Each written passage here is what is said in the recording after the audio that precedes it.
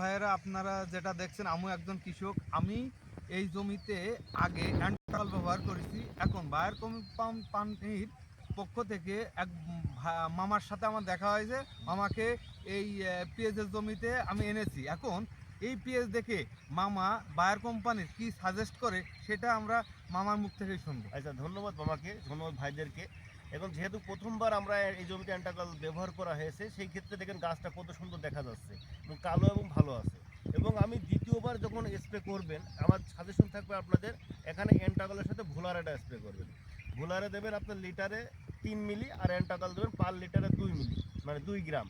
আর এর সাথে একটা চোষক পোকার ওষুধ রাখবেন, যাতে করে চিপস না আক্রমণ করতে পারে, চোষক পোকা না আক্রমণ করতে পারে। 16 মনে একটা করবেন।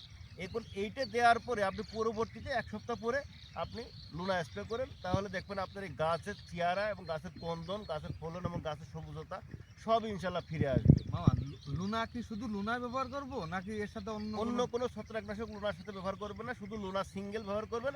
ওর সাথে একটা চোষক পোকার কনফিডার নামে একটা ওষুধ আছে, ওইটা ব্যবহার করতে পারেন। সেটাও কি বাইরে? বাইরে, হ্যাঁ। আমি আশা করবো আপনারা এইভাবে স্প্রে করবেন, তাহলে আপনার পেঁয়াজ ভালো হবে এবং ফলনটাও ভালো হবে। ধন্যবাদ জানাচ্ছি। আসসালামু আলাইকুম।